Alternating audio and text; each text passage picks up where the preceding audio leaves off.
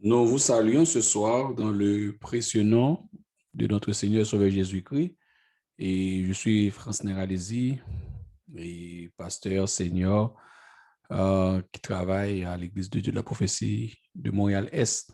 Nous sommes dans la joie ce soir de commencer ce cours sur le baptême d'eau. Et aujourd'hui, avec notre institut qui est en ligne, institut.égliselaprophétie.com, c'est très facile de suivre ce cours et ça va vous aider et ça va nous préserver des déplacements. Donc, bienvenue et à vous tous et à vous toutes et qui ont fait le choix de prendre ce cours et afin d'avoir quelques bonnes idées euh, sur le baptême, s'y croit le baptême, les biens fondés et du baptême après la conversion, quand on dit quelqu'un qui a reçu Jésus-Christ dans sa vie. Donc, après avoir reçu Jésus-Christ dans notre vie, et l'étape prochaine, c'est le baptême.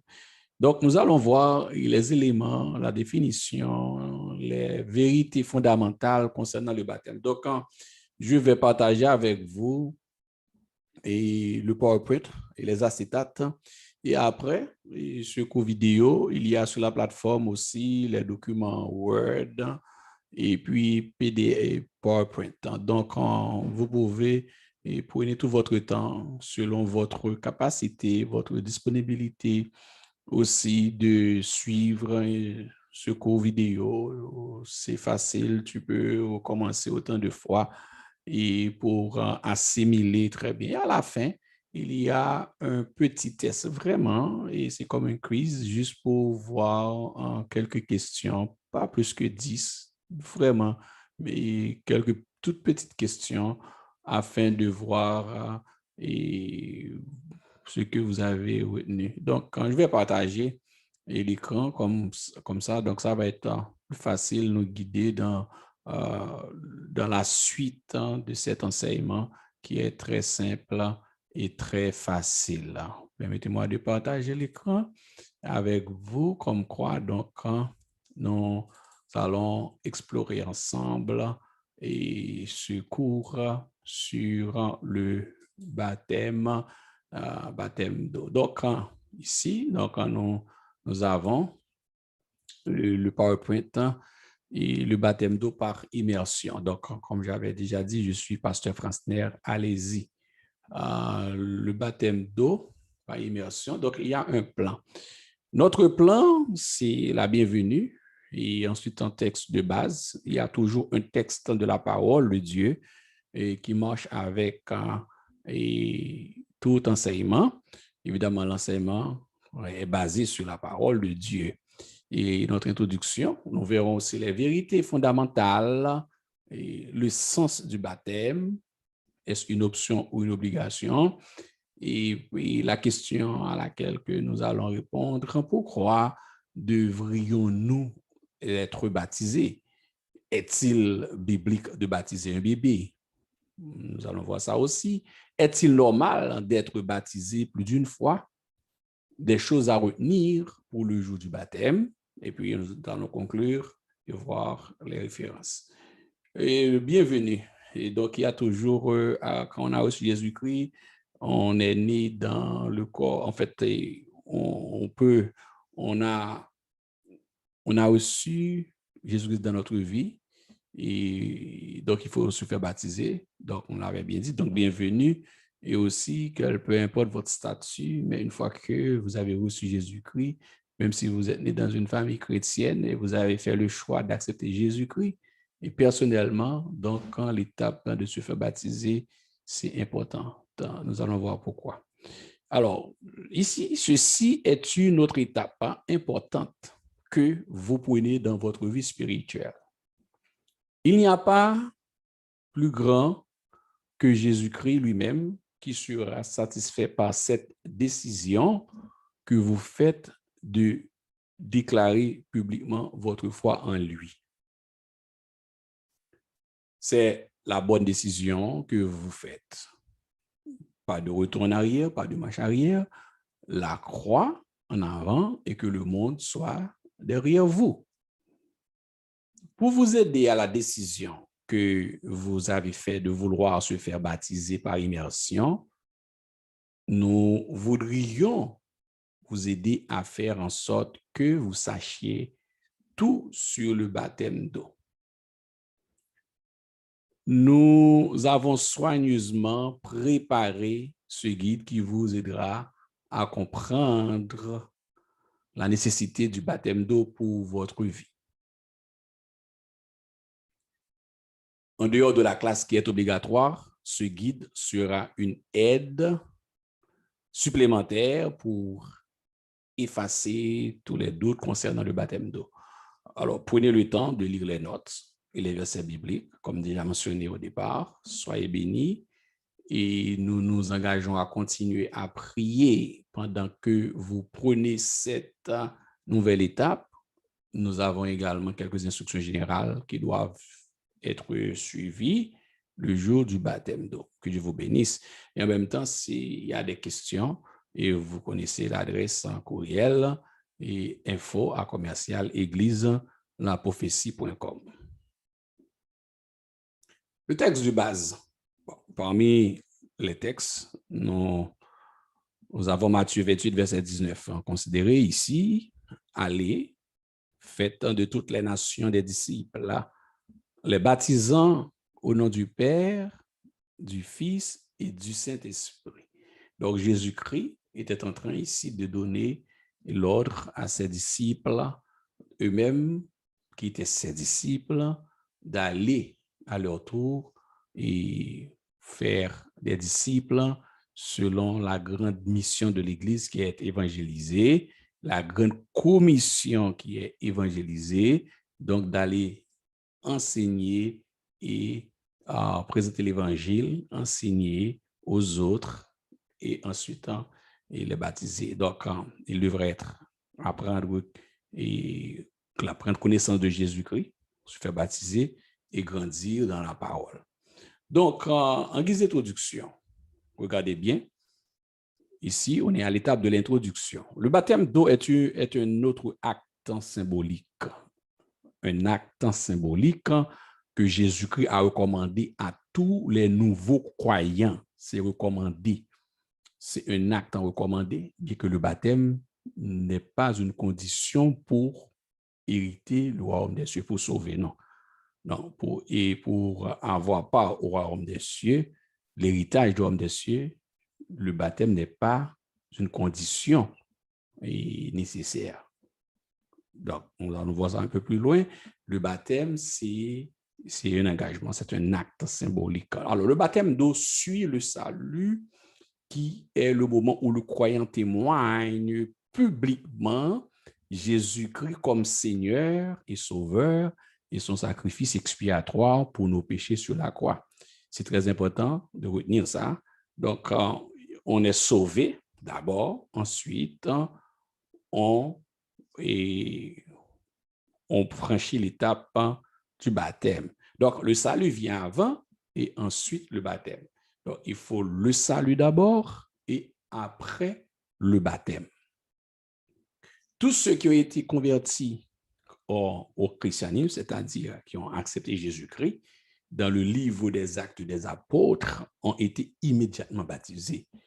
Pourquoi un coup? Ils ont été immédiatement baptisés, ils ont fait l'acte symbolique et qu'on allons voir un peu plus loin, cet acte fondamental de quoi il en est. Donc, dans Actes chapitre 8, verset 12, je vous laisse le soin de lire les textes. Acte 8, verset 8, il y a plusieurs exemples bibliques où plusieurs qui ont été acceptés Jésus, qui ont reçu Jésus-Christ dans leur vie et après la conversion, ont reçu le baptême. Le baptême d'eau, pas immersion. Évidemment, je voudrais faire une différence rapide. Quand on reçoit Jésus-Christ dans notre vie, on est baptisé dans le Saint-Esprit. Et ce n'est pas le parler en langue, mais on reçoit Jésus-Christ dans notre vie et après vient le baptême d'eau. Et dans le corps évangélique, les croyants sont baptisés par immersion dans l'eau. Il y a des cas où les gens utilisent des drapeaux, les gens utilisent, oui, il y a des sectes, des doctrines et qui utilisent des drapeaux ou bien qui baptisent des petits bébés ou bien des adultes en envoyant de l'eau, ce qu'on appelle l'aspersion. Donc, dans le corps de Jésus-Christ, selon ce qui a été dit dans la parole de Dieu, c'est plonger, c'est immerger, immersion. Donc, c'est pour cela qu'on parle de baptême d'eau par immersion. Il y a baptême d'eau par aspersion, mais ici, c'est baptême d'eau par immersion.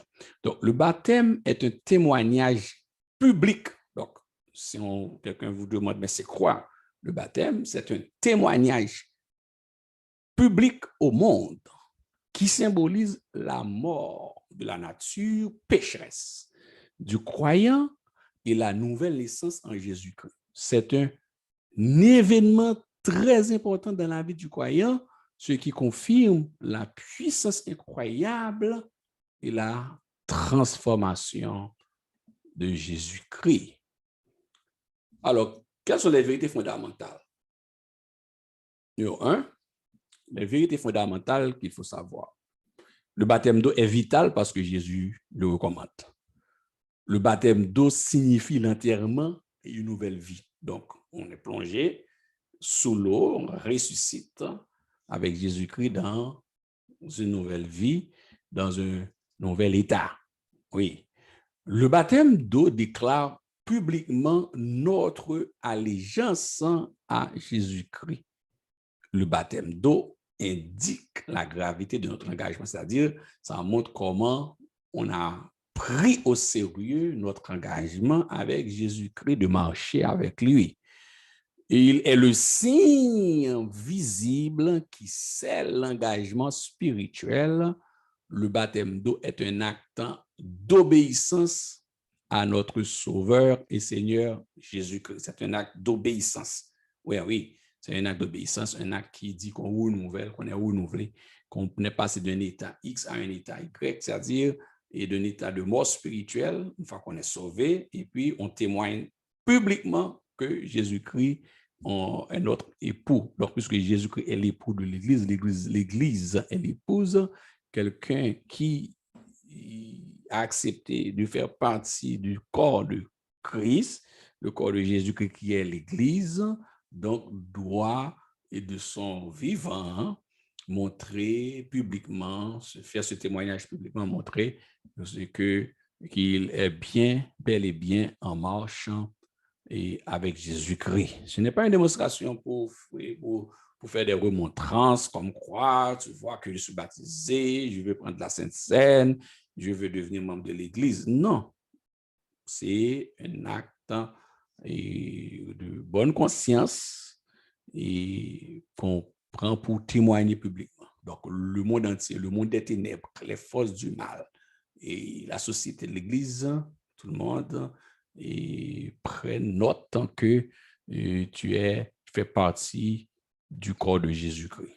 C'est comme un mari, quelqu'un qui est fiancé, un homme et une femme qui sont fiancés. Donc, à un moment donné, ils ne peuvent pas rester. Ils doivent dire au gouvernement, devant Dieu, devant la société, à l'État, tout le monde, qu'ils ont pris un engagement sérieux. Donc, c'est scellé par les sceaux de la République, c'est signé par la magistrature.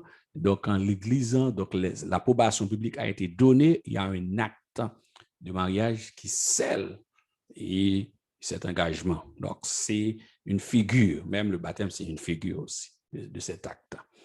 Donc, mais avec Jésus-Christ. Donc, regardez dans Matthieu 28, verset 19, et à ce stade qu'on est, et c'est un texte qui est connu pour la Grande Commission. Bon, vous pouvez lire un peu du verset 16 à 20. Il est important de prendre note que Jésus prononça ces paroles après avoir été crucifié et ressuscité. Il était apparu à des centaines de personnes.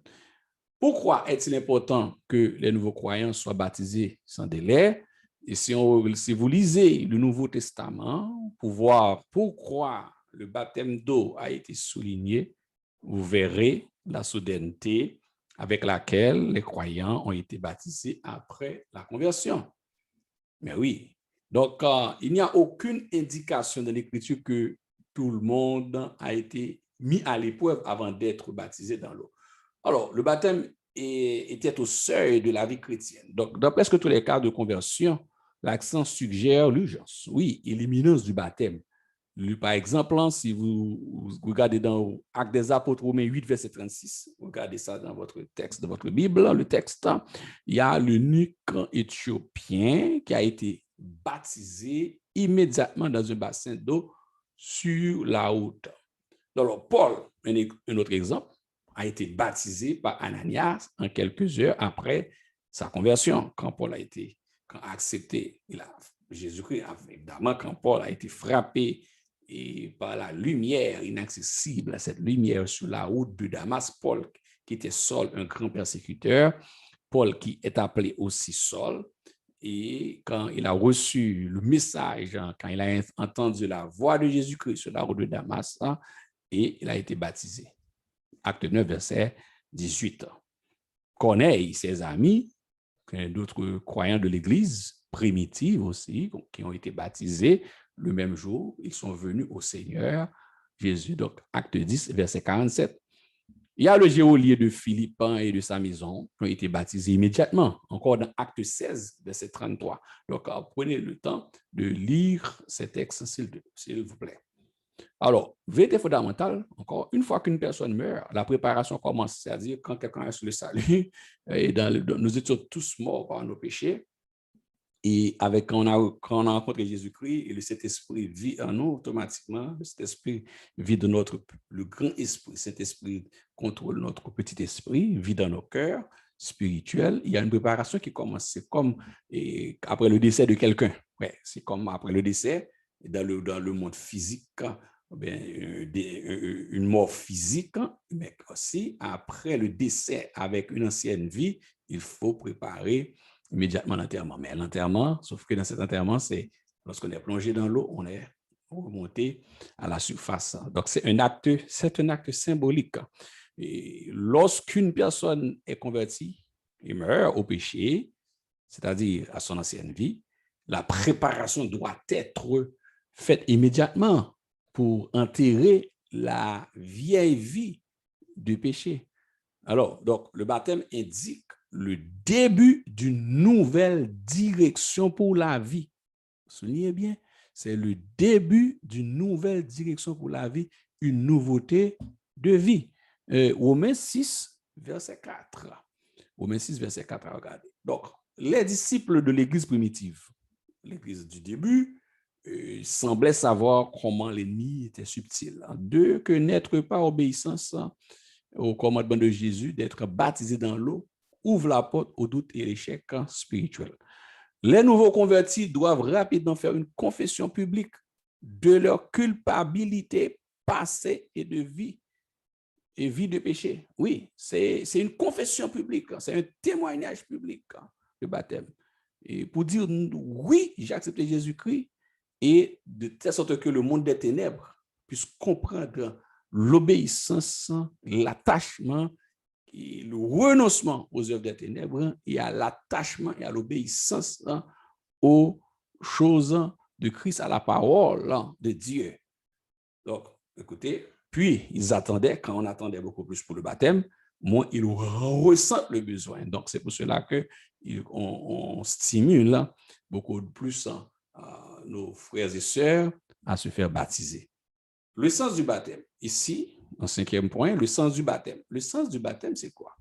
Donc, avant, je pense qu'on a dit pas mal de choses sur le baptême depuis qu'on a commencé cet enseignement, et qui est un témoignage, un acte public qui fait référence à la mort et à la résurrection, à une nouvelle vie, mais de manière structurée. Qu'est-ce que baptiser signifie? C'est quoi le baptême? En fait, ici, le terme baptisé n'appartient à aucune dénomination particulière. D'abord, qu'il faut retenir, il est simplement la translittération française du terme grec il y a le mot grec baptizo. Parce que vous savez que le français vient du grec, du latin. Donc, à l'origine, c'est baptizo, puisque le Nouveau Testament est écrit en grec. Donc, en baptizo. Ce qui signifie tremper, tremper. Dans le texte, c'est baptizo, tremper. Ce n'est pas juste qu'on envoie de l'eau avec un gobelet ou bien avec un objet et puis quelques gouttes d'eau. Non, non, non, non, c'est pas ça. Ce n'est pas un baptême et pas aspersion en envoyant de l'eau, c'est un baptême plongé, immergé, c'est le baptizo, submergé dans l'eau. Donc, à l'origine, il n'y avait aucune connotation religieuse. Donc, le terme a été emprunté et c'est pour faire référence à l'idée de submerger. C'est ça le contexte original du terme. Au contraire, le mot baptisé était généralement utilisé pour décrire un navire. Avant, le mot baptizo faisait référence dans le temps, même avant d'être utilisé même par Jésus-Christ ou bien Jean-Baptiste, cela faisait référence pour décrire un navire qui avait été coulé dans une bataille, un grand navire qui a été coulé, ou un morceau de tissu qui a été trempé dans du colorant. D'autres fois, il est fait référence à quelqu'un qui avait noyé aussi, ou une tasse qui a été plongée dans une couche, ou bien dans n'importe quel autre objet. Et dans les nombreuses références dans la Bible au baptême d'eau, aucun d'entre eux ne se réfère à un jet d'eau ou aspersion, mais c'est plongé. Donc, le baptême qu'on fait, c'est un baptême où tout le corps est trempé, plongé sous l'eau, profond, descend dans l'eau et on est recouvert, on est submergé, on est immergé. C'est important de se rappeler ça. Donc, ensuite, la signification élargie pour inclure la fonction de lavage, bien que nous ne disions pas, va baptiser tes mains avant de manger, bien qu'on plonge les mains, on ne dit pas va baptiser les mains, mais cela fait référence. Dans la culture juive, la culture juive a utilisé le mot pour signifier nettoyer aussi. Et dans le temps, le terme était associé au rituel du lavage cérémonial. Cette cérémonie est plus tard partie intégrante du processus dans lequel les païens, les gentils pouvaient se convertir au judaïsme. Donc, c'est toujours l'essentiel, c'est le mot plonger qu'il faut retenir. Donc, outre le bain rituel, un certain nombre de choses ont été impliquées dans la conversion, y compris la circoncision, un repas de l'alliance et le consentement à obéir à la loi juive. Ça, c'était pour la loi juive aussi, de circoncision, c'est une circoncision de cœur. On n'est pas là. Mais le terme utilisé pour décrire le bain était bapto ou bien baptizo, c'est-à-dire immergé.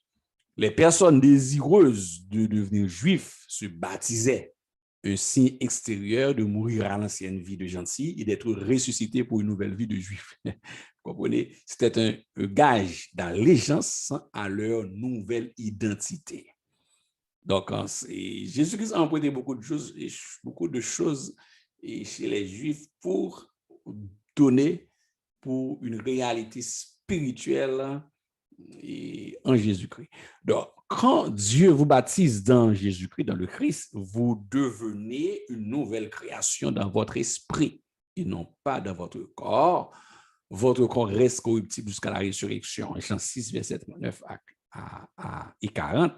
Jean 6, verset 39 et 40. Mais quelque chose change. Votre cœur est lavé par le sang de Jésus et votre esprit est vivifié c'est-à-dire avoir une vie, le zoé, la vie de Dieu par le Saint-Esprit. Alors, vous avez maintenant la possibilité de communiquer avec Dieu, entendre sa voix, l'amour et lui obéir, vaincre le péché et sortir votre salut par la foi. Par conséquent, le baptême d'eau nous identifie. Oui, c'est une identité. Symboliquement, comme nouvelle création en Christ. Le baptême ne nous donne pas cette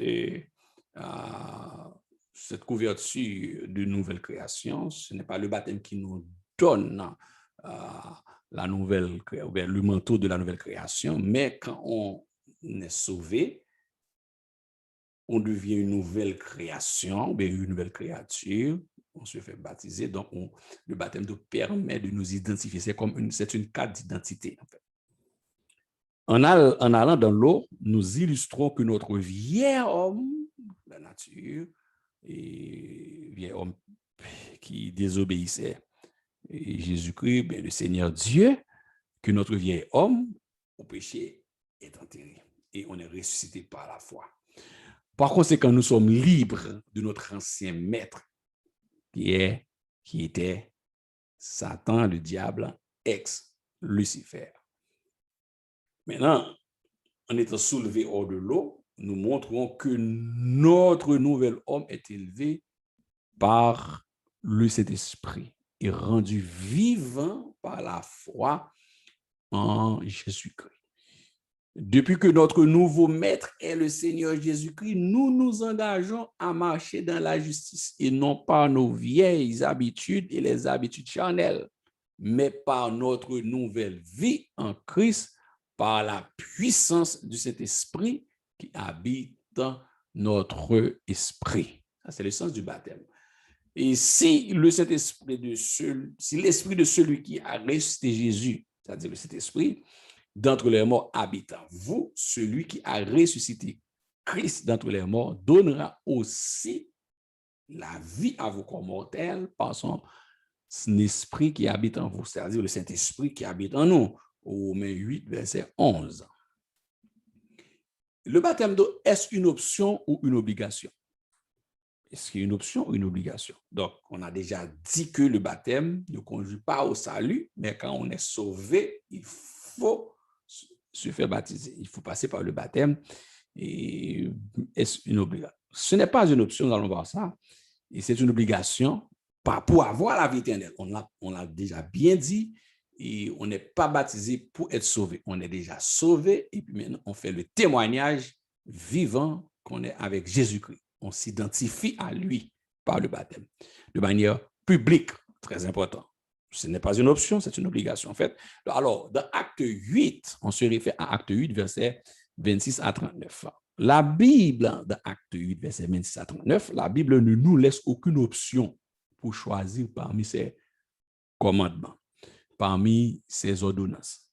Le baptême, par exemple, n'est pas seulement une possibilité pour nous d'accepter ou de rejeter, c'est une obligation spirituelle pour tous les croyants et un privilège génial aussi, un bon privilège qu'il est. En l'acte de baptême, un croyant fait une confession de foi publique. On se répète, regardez, c'est très important, on fait une confession de foi publique dans le Seigneur Jésus-Christ. C'est un message pour le monde que désormais, nous avons l'intention de suivre le Christ et nous l'avons fait après le temps de la Pentecôte. Un chrétien nommé Philippe a eu une conversation avec un homme éthiopien et l'unique éthiopien qui se faisait baptiser après avoir compris la parole de Dieu. Donc, Philippe a rencontré l'unique finalement, et l'unique l'Éthiopien a déclaré, regarde dans l'eau, après avoir compris le texte, il lisait un texte de la parole qu'il n'a pas compris, alors que Philippe l'a expliqué, et après, il a rapidement compris qu'il doit, et l'unique Éthiopien, c'était un notable qui venait, un ministre. Et donc, ce n'était pas n'importe qui. C'était un homme qui avait pignon sur rue en Éthiopie, qui venait du pays de Couche.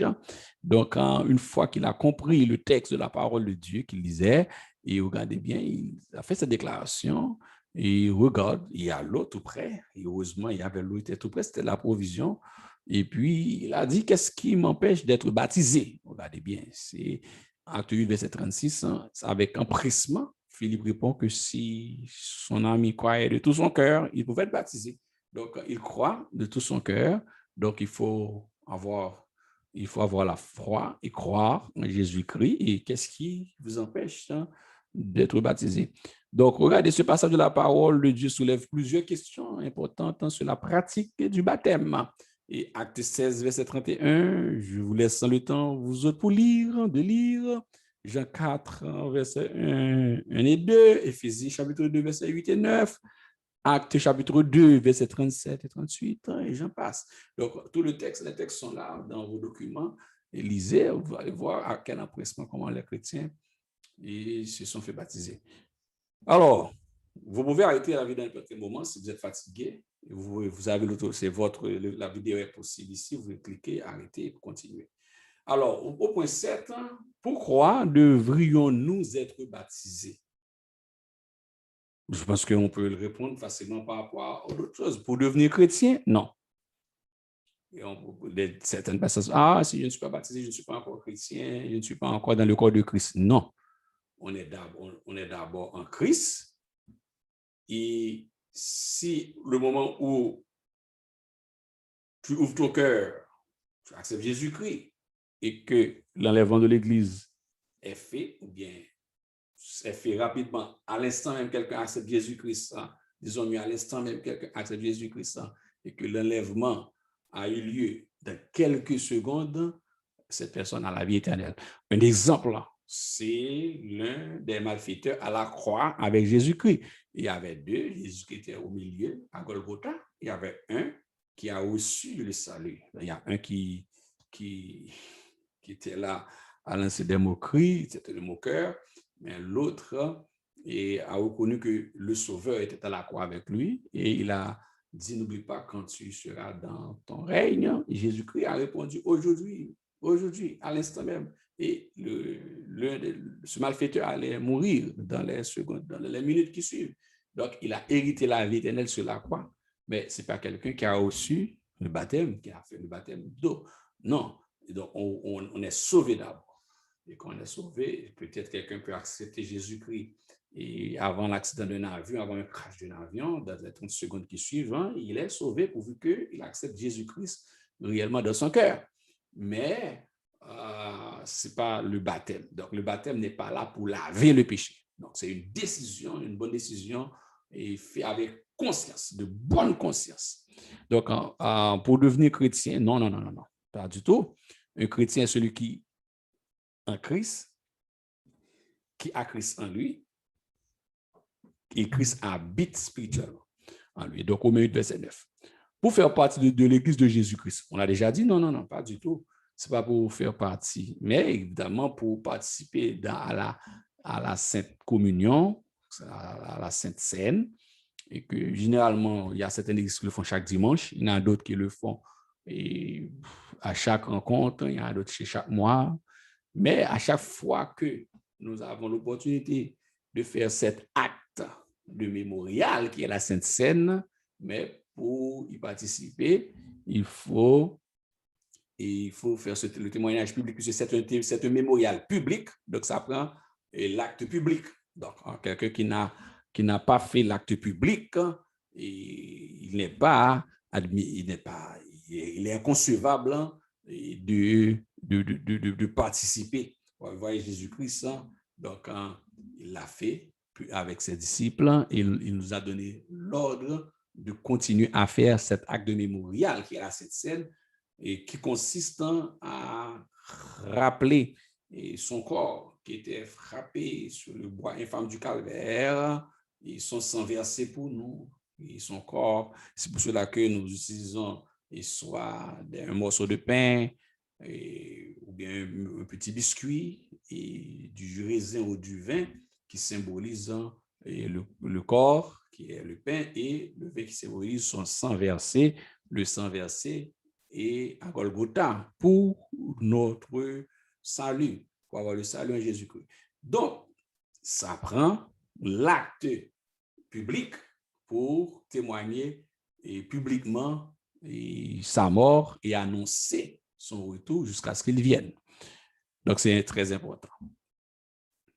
Alors, la première raison pour laquelle nous devrions être baptisés est que Jésus nous a recommandé de le faire. Deuxièmement, il a été baptisé lui-même.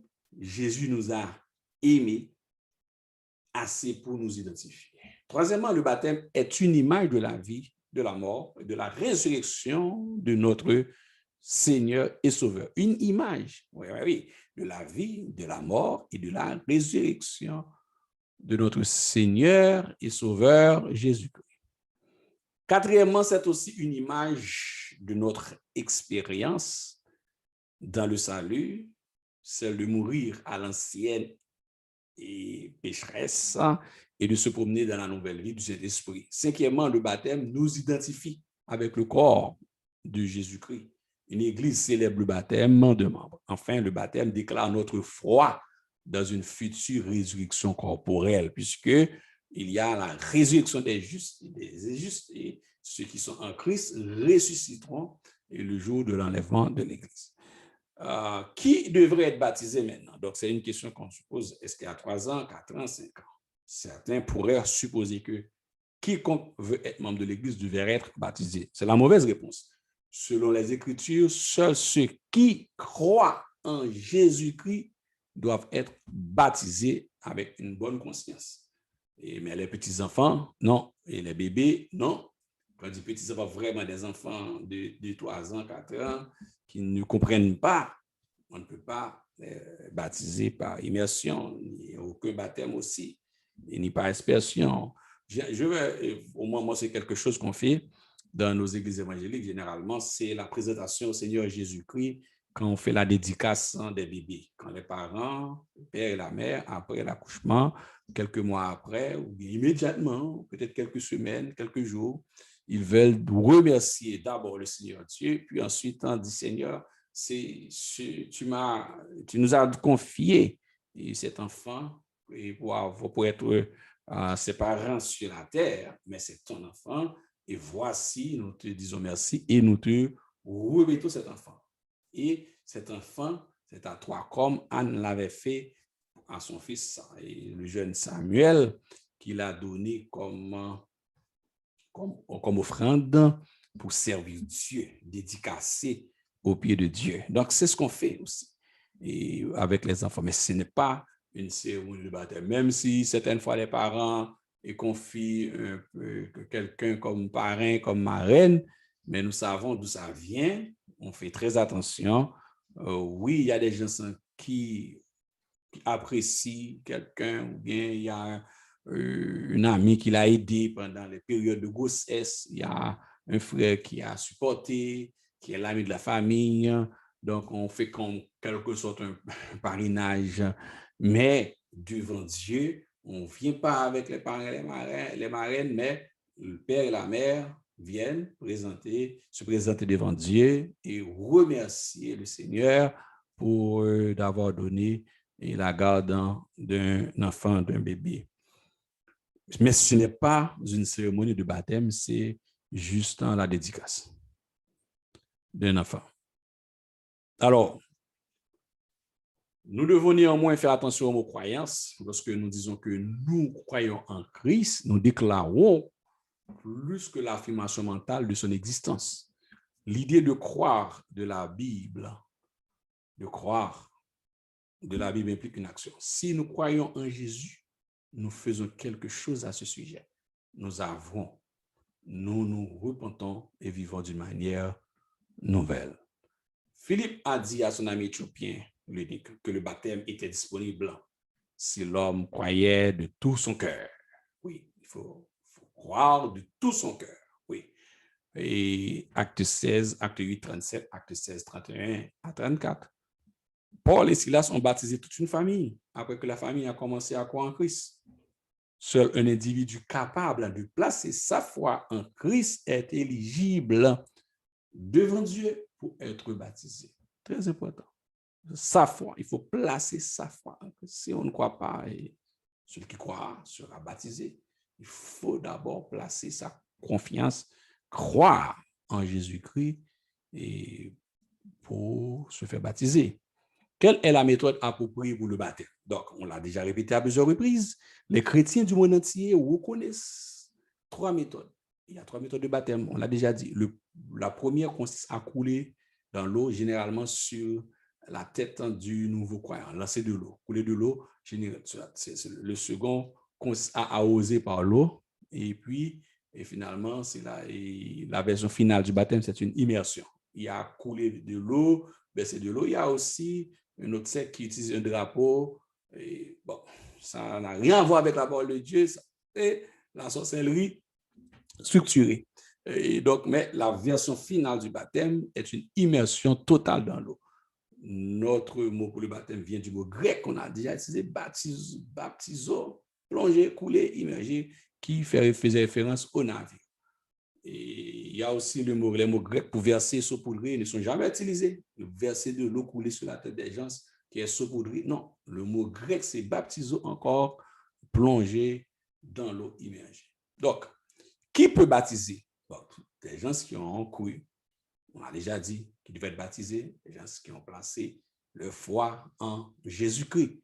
On l'a déjà dit, on l'a déjà répété. C'est très important.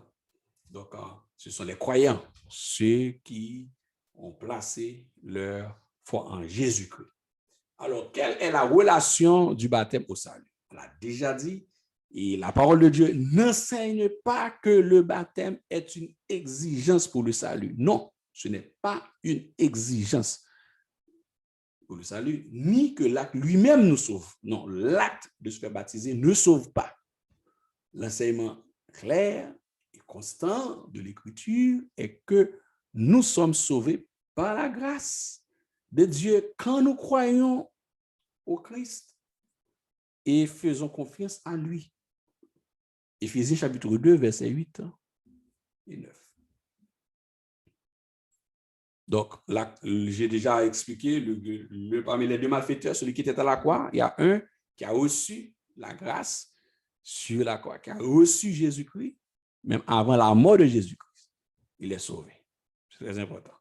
Donc, le baptême est-il nécessaire au salut? Non. La Bible nous dit qu'il y a un baptême nécessaire au salut. C'est le baptême du Saint-Esprit. Cependant, ce n'est pas le baptême d'eau. Une personne doit être baptisée spirituellement en Jésus-Christ pour être sauvée. En Jean 3, verset 5, Jésus a dit, en vérité, je te le dis, si un homme ne naît d'eau, dans ce texte, le mot eau ici ne fait pas référence au baptême par immersion. Ce n'est pas l'eau physique que l'on utilise pour se laver, pour utiliser, c'est l'eau qui coule. Ici, c'est la parole.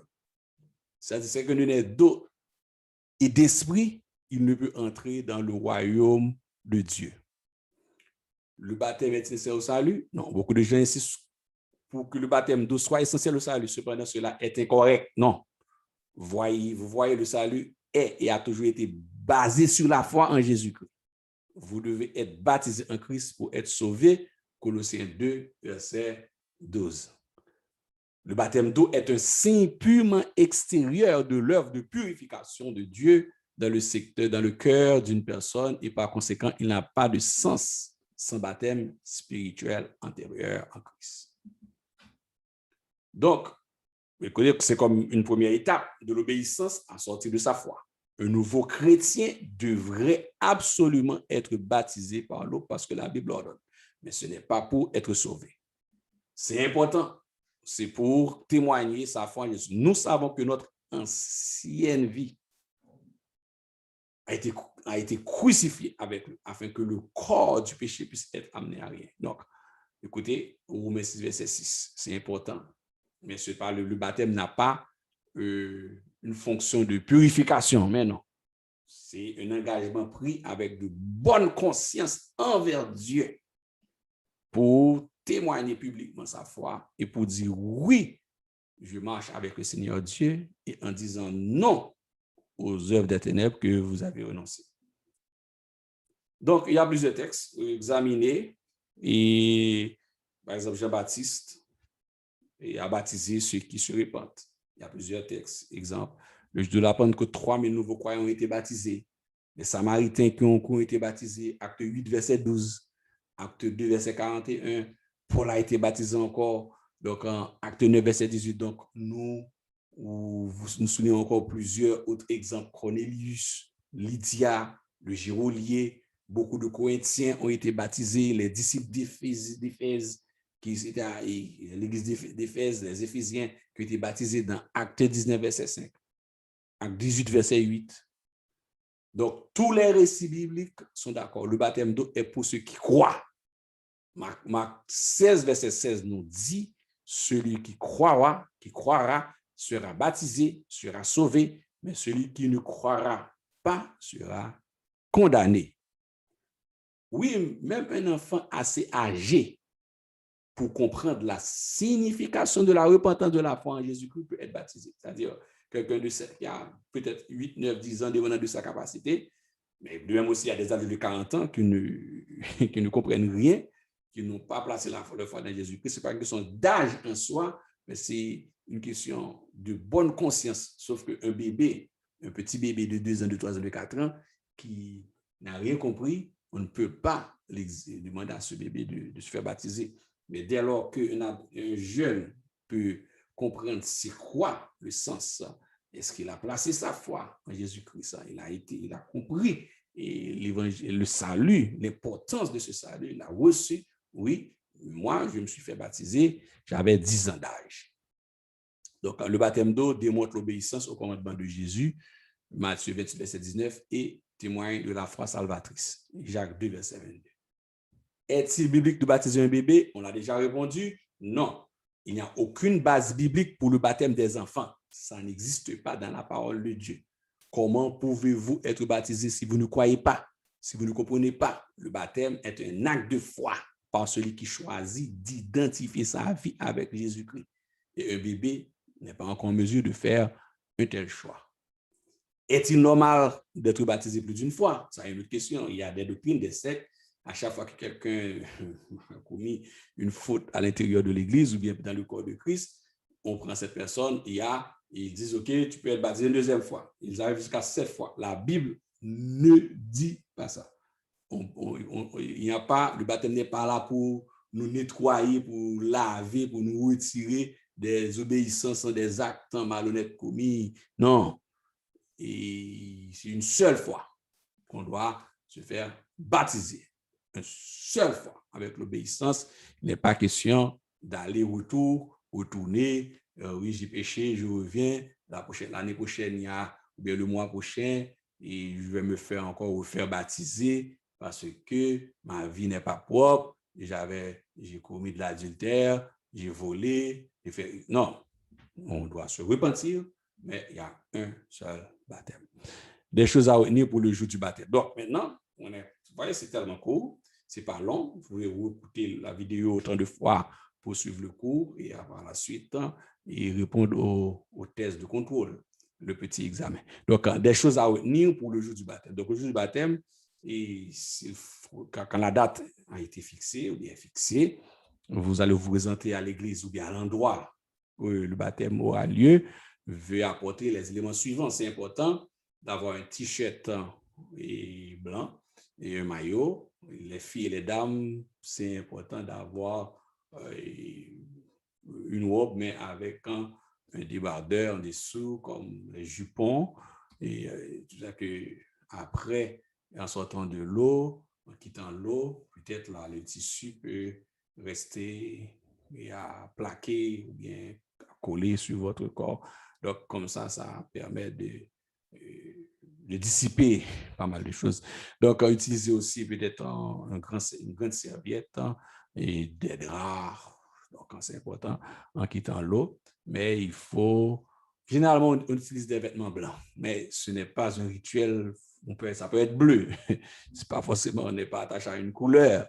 Mais comme le blanc, c'est culturellement, on l'utilise, mais ce n'est pas une prérogative, ce n'est pas une exigence d'être en blanc. Ça peut être en bleu, comme je te dis, ça peut être en gris. Mais si généralement les gens aiment le blanc, peut-être pour être en uniforme, donc ensemble. Et donc avoir un sachet ou bien une valise avec un vêtement de rechange pour vous changer. Et parce que quand vous allez venir à l'endroit, les vêtements vont être mouillés, il faut apporter d'autres vêtements avant de partir. Très important. Bon, sacs en plastique pour mettre des vêtements humides, vêtements à porter par la suite, sèches, cheveux, tout ça pour les filles, les femmes. Alors, question à répondre sera demandée lorsque vous serez à l'intérieur du bassin. Généralement, chacun, pasteur, ministre ou bien diacre qui administre peuvent vous poser des questions. Pourquoi ai-je décidé de me faire baptiser maintenant? Vous pouvez avoir ça comme question. C'est juste pour vous répondre et partager nous quelque chose que le Seigneur a fait pour vous. Donc, on peut vous poser cette question. C'est pas un examen dans l'eau, mais ça permet de vous entendre une dernière fois avant de mourir avec l'ancienne vie, de ressusciter avec le Seigneur Jésus-Christ.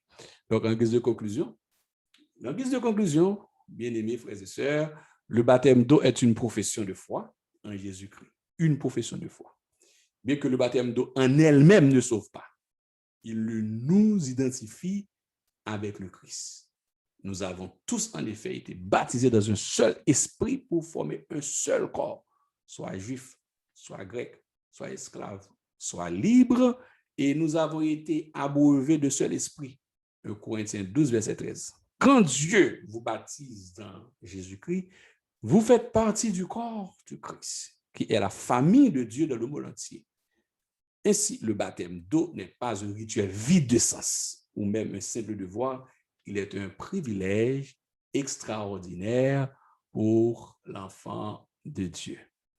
Que le Seigneur Dieu vous bénisse abondamment, que le Seigneur Dieu vous garde, que le Seigneur continue à œuvrer dans votre vie et que ce cours puisse vous aider et écouter au moins plusieurs fois. Et puis, comme ça, et vous avez au moins la base, l'idée nécessaire de savoir que vous avez entamé une nouvelle étape pour se faire baptiser avec une bonne conscience après avoir placé sa foi en Jésus-Christ. Avec un engagement solide, biblique, et en renonçant aux œuvres des ténèbres publiquement, on a témoigné son attachement avec le Seigneur Jésus-Christ. Qu'il en soit ainsi pour vous, que Dieu vous bénisse abondamment. Merci.